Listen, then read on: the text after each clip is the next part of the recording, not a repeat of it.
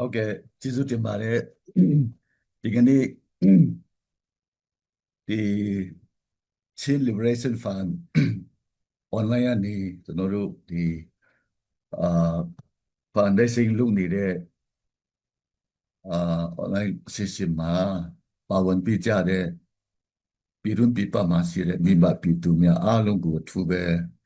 ကျေးဇူးတင်ပါတယ်အားလုံးကိုလည်းမင်္ဂလာပါလို့ကျွန်တော်နှုတ်ခွန်းဆက်ချင်ပါတယ်ကျွန်တော်ကတော့အာဦးစလိုင်းလျံလွယ် ICNCC ရဲ့တဘာပရိအလက်ကျတဘာပရိအဖွဲ့ဝင်ဖြစ်ပါတယ်လို့ကျွန်တော် mix ရစီကျွန်တော်အနေနဲ့တော့ဆောစောပေါ့နော်အချင်းကလည်းလင့်နေပြီဖြစ်ပါတယ်စောစောကတင်ပြသွားတဲ့ဒီဆရာစစ်ပန်စင်ထန်းရဲ့နောက်ဆောက်စင်သေးရဲ့စာပေါ့နော်အလခဲတို့ပြောဆိုသွားတဲ့အဲမှာတော်တော်လေးကိုပြပြဆုံဆုံကျွန်တော်တို့ဒီပြည်တွင်းပြည်ပနဲ့ကျွန်တော်တို့ရဲ့ပြည်တွင်းမှာကျွန်တော်တို့ကြုံတွေ့နေရတဲ့နိုင်ငံကြီးရဲ့ချင်းချင်းဒီကိုတော်တော်များများပေါ့ပြောတော့ပြီးဖြစ်တဲ့အတွက်ကျွန်တော်အနေနဲ့ကတော့ဒီထွေထိုးတိတ်ပြီးတော့များများဆဆပြောစရာလည်းမရှိဘူးအချင်းကိုငဲ့ငယ်တော့အဖြစ်ကျွန်တော်တို့ရဲ့ချစ်ပြည်နယ်မှာအာဖြစ်ပျက်နေတဲ့အခုလက်ရှိမှာကျွန်တော်တို့ကြုံတွေ့နေရတဲ့အခက်အခဲတွေကတော့ဆရာစင်ထန်းနဲ့ဆရာအလခဲပြောတဲ့ထဲမှာတော်တော်များများပါပါတယ်ကျွန်တော်နည်းနည်းလေးကျွန်တော်ဖြစ်xuấtပြီးပြောချင်တဲ့အရာကတော့ဒီကျွန်တော်တို့ချင်းပြည်နယ်ကအစကကျွန်တော်တို့ပေါ့နော်တော်တော်လေးကိုပေါ့ ICNCC ဆိုပြီးတော့ကျွန်တော်တို့ဖွဲ့စည်းလာတယ်အဲ့ဒီထဲမှာ ICNCC ထဲမှာCNF ရောကျွန်တော်တို့ကျန်တဲ့ပေါ့နော်ဒီနိုင်ငံရေးပါတီအနေနဲ့ NLD ပါတီနဲ့ CNLD ပါတီပါတယ်နောက်ပေါ့နော်MP တွေပါတယ်နောက်ပြီးတော့ကျွန်တော် CDM မှာဒီ CSO တွေပေါ့နော်အဲ့လိုကျွန်တော်ဖွဲ့စည်းတဲ့အခါမှာဒါအလုံးတိကျပြတဲ့အတိုင်းပဲCNF ကကျွန်တော်တို့အကြောင်းမျိုးမျိုးကြောင့်ကျွန်တော်တို့ ICNCC ကနေပြီးတော့ခွဲထွက်သွားပြီးတော့အာသူနေတယ်ကျွန်တော်တို့ ICNCC ကတော့အဲ့ဒီ MP ဖွဲ့နဲ့ဟိုနိုင်ငံရေးပါတီနဲ့ CSO နဲ့ကျွန်တော်တို့ဆက်လက်ပြီးတော့ဆက်လက်ပြီးတော့လှုပ်ရှားနေပါတယ်ပေါ့နော်လုပ်နေပါတယ်အဲ့လိုပဲကျွန်တော်တို့ကရှိလာတဲ့အခါမှာကျွန်တော်တို့အနေနဲ့အဲ့ဒီကလေးကဒီ CNF က ICNCC ကိုထွက်သွားပြီးတော့တခုအဖွဲ့အစည်းတခုအနေနဲ့တည်တံ့ဇက်တည်သွားမယ်နောက်ချင်းလန်းကောင်စီတို့ချင်းလန်းပေါ့ဒီအဖွဲ့အစည်းတခုခုဘာအဖွဲ့အစည်းမဆိုဖွဲ့စည်းသွားမယ်ဆိုလို့ရှိရင်တော့ကျွန်တော်တို့ရဲ့ချင်းပြည်နယ်တပြည်နယ်လုံးရဲ့ကျွန်တော်တို့စီလုံးငင်မှုကနှစ်ချမ်းကွဲသွားနိုင်တယ်နှစ်ချမ်းကွဲသွားနိုင်မယ်အဲ့လိုမထွက်ပဲနဲ့ကျွန်တော်တို့နဲ့အတူပူးပေါင်းပြီးဆက်လက်နေပြီးပါ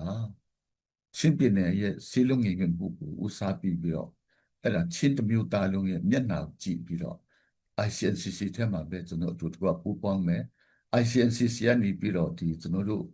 အာ NUG ရဲ့ကျွန်တော်တို့ကြီးဆွဲပြီးသားအတည်ပြုပြီးသားနော် NUCC အတည်ပြုပြီးသားကျွန်တော်တို့ဒီ charter နဲ့ညီအောင်ပေါ့နော် charter နဲ့ညီအောင်ကျွန်တော် ICNCC နေပြီးတော့ချင်းလင်းကောင်စီချင်းလင်းဆိုရကူကျွန်တော်တို့ဖွဲ့ရလို့ရှိရင်တော့အားလုံးပူးပေါင်းပါဝင်နိုင်တယ်ချင်းပြည်နယ်တစ်ခုလုံးလဲကျွန်တော်တို့ပေါ့စီစီညီငယ်မနဲ့ကျွန်တော်တို့ဒီဒေါ်လာကြီးကိုဆက်လက်ဆင်နွှဲနိုင်မယ်အတူပူပေါင်းပြီးချစ်တက်မယ်အတူပူပေါင်းပြီးတိုက်ခိုက်မယ်ဆိုလို့ရှိရင်တော့ဒီစကားချင်းပြည်နယ်နေပြီးတော့အမြန်ဆုံးကျွန်တော်တို့ပေါ့နှင်ထုတ်နိုင်မယ်မောင်းထုတ်နိုင်မယ်ဆင်းပစ်နိုင်မယ်တိုက်ပစ်နိုင်မယ်အဲ့လိုကျွန်တော်တို့ကစီးရုံးတယ်တိုးတော်လည်းပဲမရဘူးမရတဲ့ခါကျတော့နောက်ဆုံးကျွန်တော်တို့ဒီ MP ဖွဲ့ဒီတိုင်ပြင်ပြီးတော့ဆွေးနွေးတဲ့အခါမှာကဲချင်းလင်းကောင်စီတော့လောလောဆယ်တော့မဖွဲ့နဲ့အောင်ကျန်တဲ့သဘောမတူသေးတဲ့နော်ကျွန်တော်တို့ပေါ့နော်အဲ့ဒီကာလမှာ CADC ဆိုတာတတ်ရှိတယ်နောက် CADC မှာလည်းအဲ့လိုပဲ CNF နဲ့ဒီကျွန်တော်တို့နည်းနည်းသဘောတူညီထားတဲ့သဘောတူတဲ့အဖွဲ့အစည်းတွေကအကွဲသွားတဲ့အခါ CADC မှာလည်းကျွန်တော်တို့ငချင်ကွဲနေတယ်အဲ့ဒီကွဲတဲ့အပိုင်းကကျွန်တော်တို့ CB ဆိုပြီးတော့ပို့ပေါင်းပြီးတော့ဖွဲ့လာပြီးတော့အခု ကျန်တဲ့မြို့နယ်၃မြို့နယ်ပေါ့နော်၃မြို့နယ်တိရင်ဖလန်မင်းတပ်ဆိုပြီးတော့ကျွန်တော်တို့ဖိတ်လာတဲ့အခါမှာအားလုံးသိကြတဲ့အတိုင်းပဲ CB ဆိုဖြစ်လာတယ်နောက် ICNCC နဲ့ CB နဲ့နော်ပူပေါင်းလာတယ်အခုချိန်မှာကျွန်တော်တို့ဒီလိုပဲ CB ICNCC ကလည်းကျွန်တော်တို့ရဲ့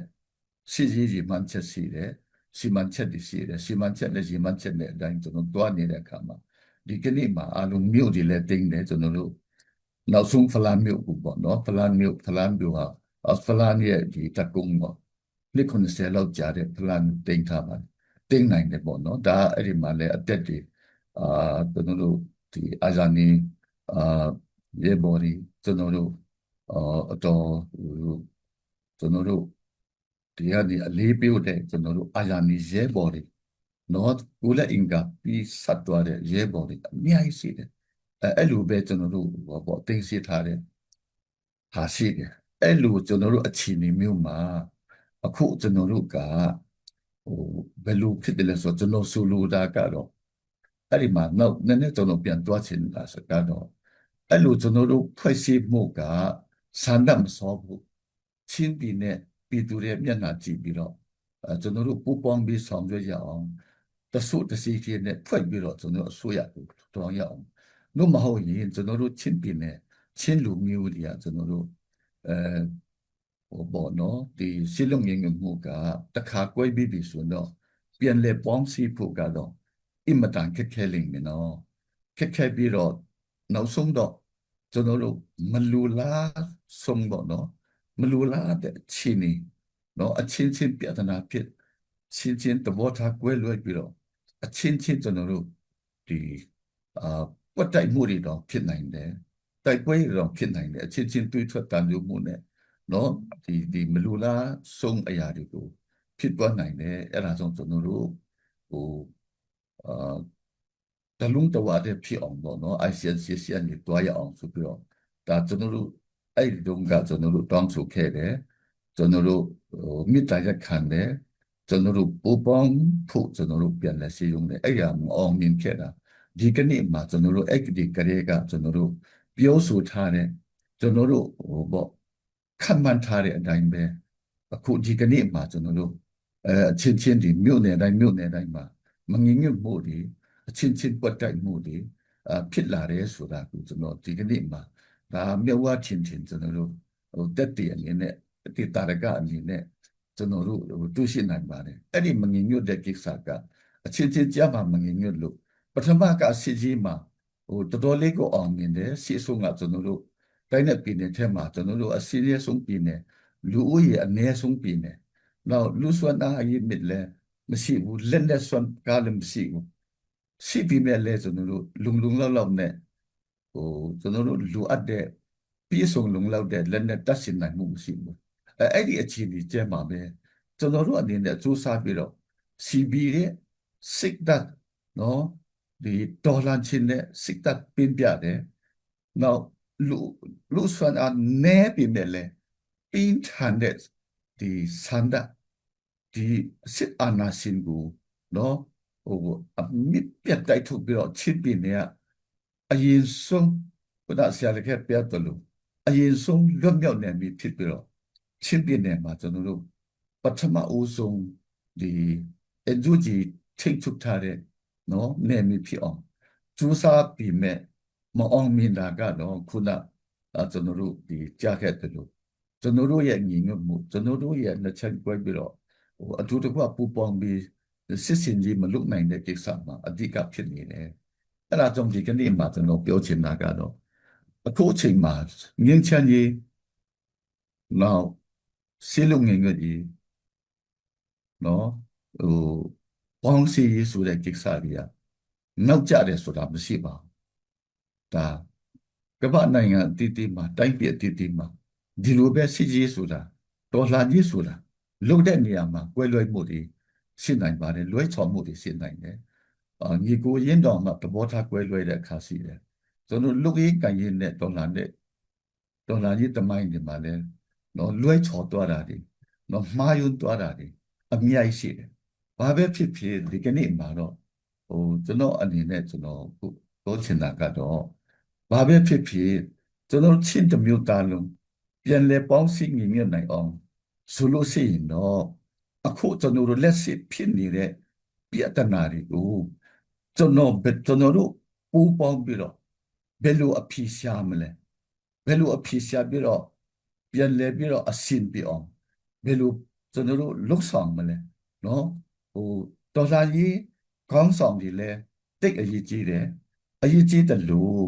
ကျွန်တော်တို့ရဲ့ဒီချစ်ပြည်နယ်ကရှိတဲ့ပြည်သူလူထုရဲ့မျက်နှာကိုလည်းကြည့်ဖို့လိုတယ်ပြည်သူလူထုရဲ့ဆန္ဒတဘောထားကိုလည်းကျွန်တော်တို့ကြည့်ဖို့လိုတယ်ဥစားပေးဖို့လိုတယ်ဘာကြောင့်လဲဆိုတော့ကျွန်တော်တို့ကလုပ်နေတဲ့ဟာကကိုယ်တယောက်ထဲနာမည်ကြီးဖို့မဟုတ်ဘူးကိုချမ်းသာဖို့မဟုတ်ဘူးနော်ကိုကျိုးအတွက်မဟုတ်ဘူးကိုအဖွဲ့အစည်းကိုအဖွဲ့အစည်းတစ်ခုတည်းပဲအင်အားကောင်းပြီးတော့ကိုချင်းအချင်းမှာနော်ကျွန်တော်တို့အဲလွှမ်းမိုးပြီးတော့အင်အားပြတ်ပြီးတော့အနိုင်ကျင့်ပြီးတော့ဒန်းတူကြီးတို့မထားနိုင်တဲ့နဲ့ကိုကပဲနော်ကြီးစိုးမှုဆိုတဲ့ဒီအပိုင်းတွေကိုဒီသဘောထားတွေဒီခံယူချက်တွေကိုကျွန်တော်တို့ခြေတစ်ချက်ကြတဲ့မှာဖယ်ရှားပြီးတော့ကျွန်တော်တို့ယူသားဖြောင့်မတ်တဲ့နှိမ်ချတဲ့နော်ကျွန်တော်တို့ယုံကြည်သူဘုရားသခင်ခရစ်တော်ကိုယုံကြည်သူများဖြစ်တဲ့အတိုင်းခရစ်တော်ရဲ့လမ်းစဉ်အတိုင်းခွင့်လွှတ်ခြင်းနဲ့နော်စိတ်စီတင်ခံခြင်းနော်နှိမ်ချတဲ့အတ္တတာနဲ့အမှန်တရားကိုအမှန်တိုင်းလက်ခံနိုင်တဲ့နော်ကျွန်တော်တို့ဒီခရစ်တော်ရဲ့လမ်းစဉ်အတိုင်းကျွန်တော်တို့သွားမယ်ဆိုလို့ရှိရင်တော့ကျွန်တော်တို့ဘာသာရေးတဒနာရေးကောင်းဆောင်တွေဖွဲ့စည်းရည်နဲ့ခုကျွန်တော်တို့စူးစမ်းနေတဲ့ဟာဒီပေါ်မှာကျွန်တော်တို့တကယ်တမ်းငင်းချမ်းကြီးလိုချင်တယ်ဆိုတော့ကျွန်တော်တို့လက်ထက်မှာပဲရှိတယ် CNF CNL လည်းအရေးကြီးတယ် CC လည်းအရေးကြီးတယ်အလားတူပဲ CB ကလည်းအင်မတန်အရေးကြီးတယ်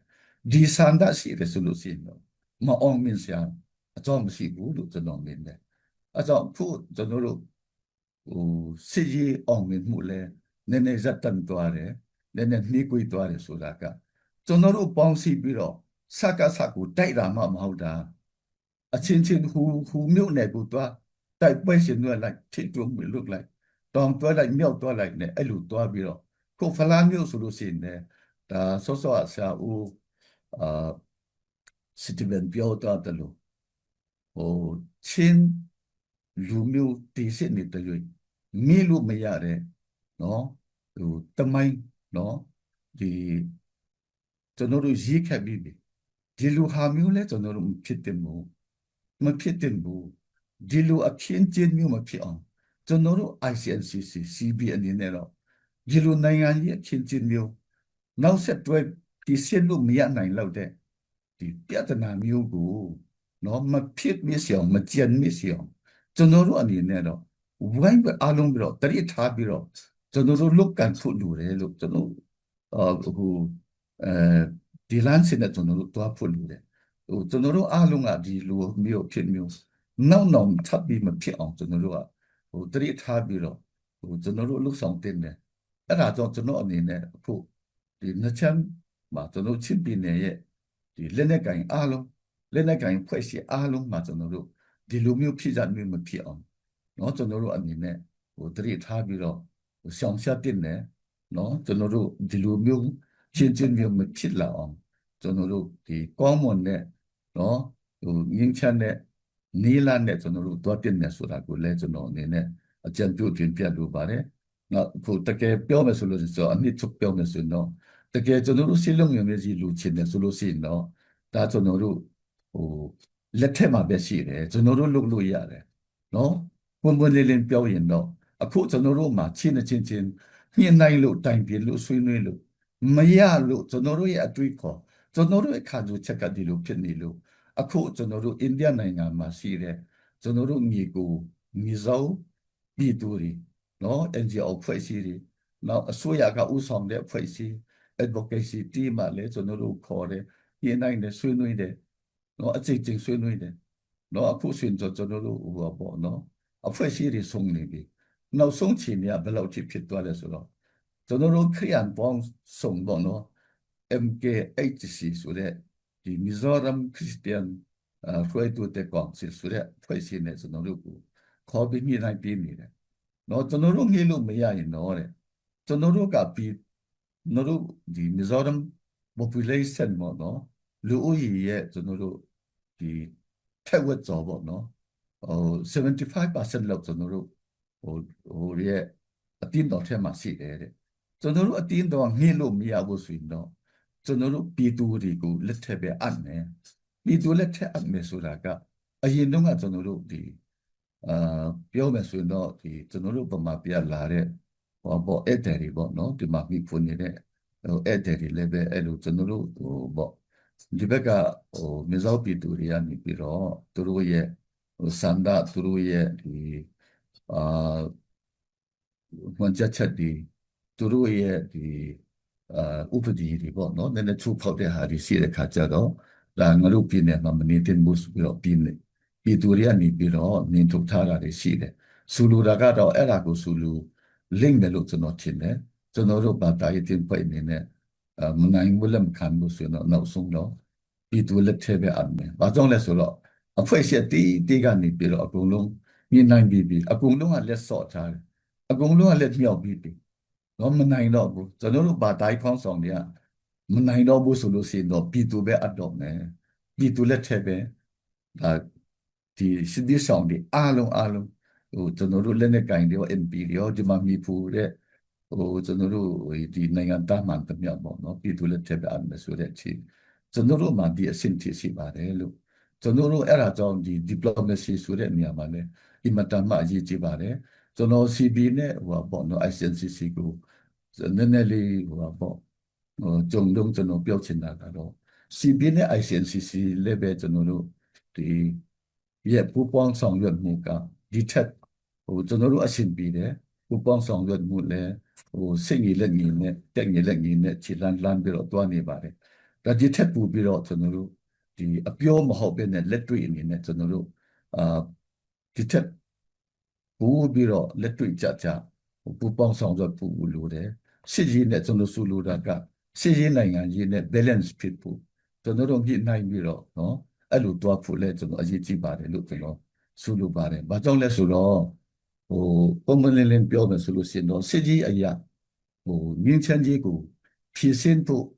စူးစမ်းနေတာကျွန်တော်တို့နော်ဒီရှင်းနေတယ်လက်တွေ့ငင်းလို့မရတဲ့အခြေအနေမှာစစ်ကြီးနဲ့ဆိုကျွန်တော်တို့ငင်းချမ်းကြီးရတော့ဘယ်လိုနဲ့မှရနိုင်မှာမဟုတ်ဘူးစစ်ကြီးတစ်ခုနဲ့ကတော့တစ်ဖက်နဲ့တစ်ဖက်မှာမဆုံးနိုင်တဲ့စစ်ပွဲပေါ့နော်မပြေဆုံးနိုင်တဲ့စစ်ပွဲပဲကျွန်တော်တို့စီလျာပြီးတော့ကျွန်တော်တို့ဖြစ်သွားနိုင်တယ်အဲ့ဒါကြောင့်နိုင်ငံရေးအရတော်လည်းကောင်းတန်တမာနည်းအရနဲ့တော်လည်းကောင်းကျွန်တော်တို့တွားဖို့လိုတယ်ကျွန်တော်တို့စစ်ရေးနိုင်ဖို့စကားစကိုတော်လှန်တဲ့နေရာမှာလဲစစ်ရေးနဲ့ကျွန်တော်တို့အစွမ်းကုန်ကြိုးစားတယ်လို့ကျွန်တော်တို့တန်တမာနည်းအနေနဲ့အောင်ဆက်လက်ပြီးကြိုးစားဖို့လိုနေပါတယ်လို့အထူးသဖြင့်ကျွန်တော်တို့နဲ့အင်္ဂလိပ်နာချင်းဖြစ်နေတဲ့ကျွန်တော်တို့နဲ့စကားပြောလို့ရတဲ့တိုင်းပြည်တွေအဲ့ဒါတွေလည်းပဲကျွန်တော်တို့အတတ်နိုင်ဆုံးကျွန်တော်တို့ပူပေါင်းဆောင်ရွက်ပြီးတော့ကြိုးစားဖို့လိုလိမ့်မယ်လို့ကျွန်တော်အနေနဲ့မြင်တယ်အခုမြင်အွန်လိုင်းကစစ်ရေးရဆိုအရင်ကင်တွယ်တယ်ဒါပေမဲ့စစ်ရေးရဆိုရင်တော့အခြေအနေမလှဘူးအားလုံးတည်ပြီးသားပဲသူကကြက်ဆုံးတဲ့အပိုင်းရှိနေတယ်တိုးတော်လည်းပဲနိုင်ငံကြီးနဲ့တန်တမာကြီးနဲ့သူဆက်လက်ပြီးကြိုးစားတဲ့အခါတရုတ်ကိုချင်းကပ်တယ်ရုရှားချင်းကပ်တယ်ရုရှားကိုတရုတ်ပြောခိုင်းတယ်တရုတ်ရဲ့စီးရုံမှုနဲ့မြေအွန်လိုင်းကတနတ်တစ်ချက်မဖောက်ပဲနဲ့ကြည်စံတော့မှမကုန်ပဲနဲ့အနောက်မြောက်တိုင်းစစ်ဌာနချုပ်ကိုပြန်ရနေတယ်ဆိုတာစစ်တိုက်ပြီးရတာမဟုတ်ဘူးဒါနိုင်ငံရေးတန်တမာနဲ့သူနဲ့တွားပြီးတော့ပြန်ရတာဖြစ်တယ်အဲ့ဒီအလားတူအခြေအနေမျိုးကိုကျွန်တော်တို့ကျွန်တော်ဟိုကြည့်ပြီးတော့ကျွန်တော်တို့ CB ICNCC အနေနဲ့လည်းကျွန်တော်တို့ကြားထဲမှာပူပေါင်းဆောင်ရွက်ဖို့စစ်ကြီးတန်တမာကြီးပူပေါင်းပြီးတော့ကျွန်တော်တို့ရှစ်ဆက်ပြီးတော့ခြေလှမ်းနိုင်ဖို့လဲဟိုကျွန်တော်ဟိုမေတ္တာရက်ခံတဲ့ကြံပြုတ်လိုပါတယ်နောက်ပြီးတော့ CB ထဲမှာလည်းပဲဟိုကျွန်တော် CB အဖွဲ့6ဖွဲ့ရှိတယ်အဲ့ဒီ6ဖွဲ့မှာလည်းညွတ်နဲ့ကောင်းဆောင်ပိုင်ရဲ့ဟိုဥဆောင်မှုကိုဘောနော်တော်တဲ့ကောင်းဆောင်တွေကဥဆောင်လို့စစ်ကြီးရောနိုင်ငံကြီးရောအမြတ်ဟိုပေါ့အဆင်ပြေတာတွေ့ရှိပါတယ်ဒီအထက်အောက်ဆက်ဆံရေးမှာလည်းပူပြီးတော့နည်းနည်းအဆင်ပြေအောင်ပေါ့နော်သူဖြစ်စေခြင်းနဲ့ဥပမာအဖြစ်ဟိုကျွန်တော်တို့မြို့တွေတင်းလာတယ်မြို့တွေတင်းနိုင်ပြီးတော့ကျွန်တော်တို့ရဲ့ CB ရဲ့ control အောက်မှာမြို့ဒီရောက်ရှိလာတယ် အဲ့ဒီချိန်ခါမျိုးမှာကျွန်တော်တို့ရဲ့စီလုံးငယ်မျိုးမှုပြည်သူလူထုနဲ့ကျွန်တော်တို့ရဲ့ဆက်ဆံရေးမှလည်းအထူးကရုစိုက်ဖို့ကျွန်တော်အနေနဲ့တော့အကြံပြုလိုပါတယ်ကျွန်တော်တို့ရဲ့ပြည်သူနဲ့ကျွန်တော်တို့ဒီCB တပ်ဖွဲ့ဒီပေါ့နော် CB တပ်ဖွဲ့ဝင်တွေအခုကျွန်တော်တို့ဟိုပေါ့အာလေးမြို့နယ်ရှိတယ်အဲ့ဒီမြို့နယ်တွေမှာလည်းပို့ပြီးတော့စစ်စစ်လုံးလုံးနေလို့နဲ့ပြည်သူနဲ့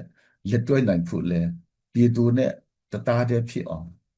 ဘာသာမှမထွက်အောင်ကျွန်တော်တို့ငြိမ်စိတ်လေးနဲ့ကျွန်တော်ထိန်းသိမ်းနိုင်ဖို့ဘာကြောင့်လဲဆိုတော့စစ်ကြီးမှာကျွန်တော်တို့ကာကွယ်ဖို့လိုတယ်လုံခြုံအောင်ကာကွယ်ဖို့လိုတယ်လို့ပြည်သူတွေရဲ့နေထိုင်ရေးမှာလုံခြုံနွေးနွေးထွေးထွေးနဲ့သူတို့စာဝတ်နေရော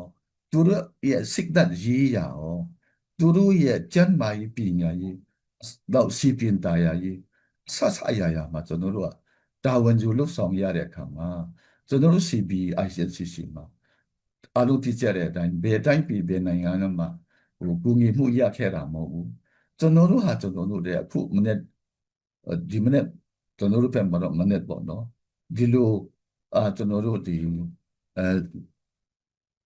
CLF ပေါ့နော်ဒီ fundraising committee ဥက္ကဋ္ဌနဲ့ committee ဝင်ရဲ့စူးစမ်းပန်းစားနဲ့အမြင့်နာခံမှုပြီးဆန်မှုနော်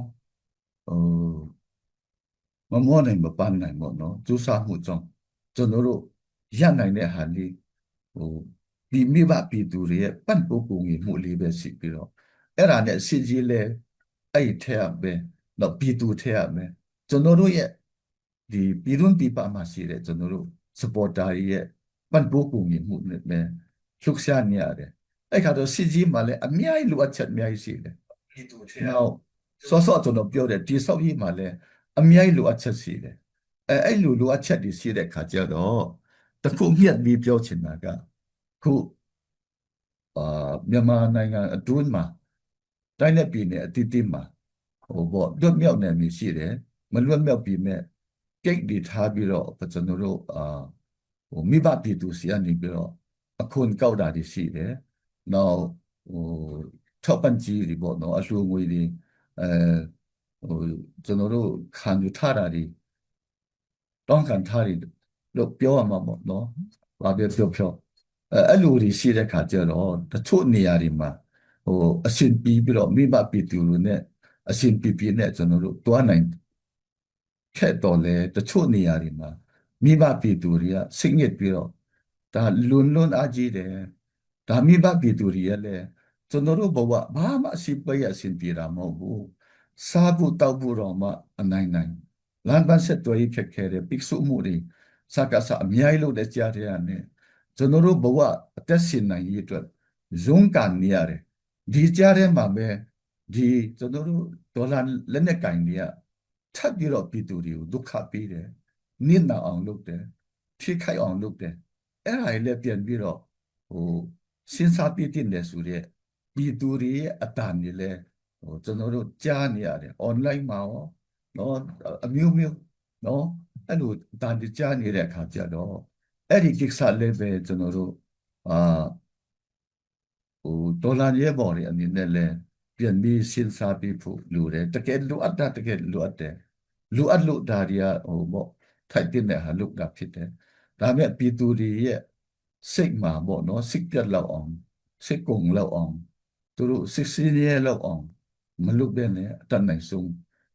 တက်ညာနဲ့အရှင်ပြအောင်လုပ်လို့ရှိရင်တော့ပြည်သူတွေရဲ့ထောက်ခံမှုကကျွန်တော်တို့ဘက်မှာအမဲရန်ရှိနေမှာပဲကျွန်တော်တို့ကဒီဆက်လက်ပြီးတော့တွားရမယ်ဒေါ်လာရေးခရီးမှာပူပြီးအရှင်ပြေမှာဖြစ်ပါတယ်လို့ကျွန်တော်အဲ့ဒါလေးတော့ကျွန်တော်ကြံပြုတ်ချင်တယ်အကျေ၍များပြည်သူတွေကသူတို့လည်းတော်တော်လေးပေါ့နော်အတိုင်းနဲ့အတာတခုနဲ့မဟုတ်ပဲနဲ့လွန်အားကြီးတယ်ဒီလူတွေတော့ကျွန်တော်တို့ဆိုတဲ့စိတ်ပြတ်တဲ့ဟာမျိုးနဲ့မထောက်ခံတော့ဘူးကျွန်တော်တို့တော့ကပြည်သူမပါတော့ဘူးဆိုရင်တော့ကျွန်တော်တို့မှာတော်တော်လေးကိုအခက်အခဲရှိမှာဖြစ်ပါတယ်နောက်တချို့နေရာတွေမှာဘယ်လောက်ဖြစ်တယ်လဲဆိုတော့ကျွန်တော်တို့အချင်းချင်းလဲမငြင်းညွတ်ဘူးနော်တိုက်ပွဲတွေဖြစ်နေတယ်နောက်စကားဆက်နေလဲကျွန်တော်တို့တိုက်ခိုက်နေရတယ်နော်အဲ့လိုဖြစ်နေတဲ့ခါကျတော့ပြည်သူတွေက ဘယ်လိုနေထိုင်ရမှန်းတော့မသိတော့ဘူးသူတို့မှစိတ်ပြတ်နေတယ်ဟာဒီထက်တော့ဒီလိုမျိုးအခြေအနေဆိုးကြီးဘဝပြတ်နေတဲ့တိုင်းပြည်ဖယိုဖယက်ဖြစ်နေအစားတော့စကားစားတဲ့အောက်မှာအေးအေးဆေးဆေးနေပူကောင်းတယ်ကျွန်တော်တို့အဲ့ဒါပဲပြန်တန်းတာတယ်ဆိုတဲ့ဟာမျိုးအဲ့ဒီအခြေအနေမျိုးမဖြစ်အောင်ကျွန်တော်တို့လက်နဲ့ကင်တွေကျွန်တော်တို့အထူးသဖြင့်တော်လှန်တဲ့ကျွန်တော်တို့တော်လှန်ရေးဖွဲ့စည်းတွေကကျွန်တော်တို့ကိုယ်တိုင်ကျွန်တော်တို့တရိပ်ထားပြီးတော့ပြည်သူတွေရဲ့အတန်လေးကိုနားထောင်ပြရအောင်အဲ့ဒီအခြေအနေမျိုးဆူဆူဝါဝါရောက်မသွားအောင်ပြည်သူနဲ့ကျွန်တော်တို့လက်တွဲမဖြုတ်စရန်တော့တရားမှတရားရခိုင်မှုထောက်ခံမှုအပြည့်အဝရအောင်ကျွန်တော်တို့အနေနဲ့လည်းဆက်လက်ပြီးကြိုးစားကြရအောင်အဲ့ဒါလေးလည်းပဲကျွန်တော်မေတ္တာရပ်ခံချင်ပါတယ်ဒါဘယ်သူမှားတယ်ဘယ်ဖွဲ့ကလွန်တယ်ဆိုတာတော့ကျွန်တော်မသိပါဘူးဒါပေမဲ့လည်းပြည်သူတွေရဲ့အတန်ကြီးအဲ့ဒါကြီးကြားတဲ့အခါကျတော့ကျွန်တော်တို့ဒီအထူးသဖြင့်ကျွန်တော်တို့နဲ့ပတ်သက်တဲ့နော် ICNCC CB ရဲ့နယ်မြေထဲမှာတော့အဲ့လိုမျိုးအတန်မထွက်အောင်စီစီလုံးလုံးညီညွတ်မျိုးနဲ့ပြည်သူနဲ့လက်တွဲပြီးတော့ကျွန်တော်တို့ရဲ့ဆန္ဒလည်းပါမယ်ကျွန်တော်တို့ပြည်သူရဲ့ဒီတခါပြည်သူတွေရဲ့ဆန္ဒလည်းပါမယ်အဲ့ဒါကြောင့်ဒီဟာလေးတော့ကျွန်တော်တို့ကရုတဆိုင်နဲ့ကျွန်တော်တို့လွတ်ရအောင်စင်စင်ချင်းချင်းနဲ့နော်တရိထားပြီးတွားကြရအောင်လို့ကျွန်တော်မေတ္တာရပ်ခံခြင်းနဲ့အားလုံးကိုကျေးဇူးတင်ကြောင်းပြောကြားရင်းနဲ့ကျွန်တော်နေကုန်းချုပ်ပါတယ်ကျေးဇူးတင်ပါတယ်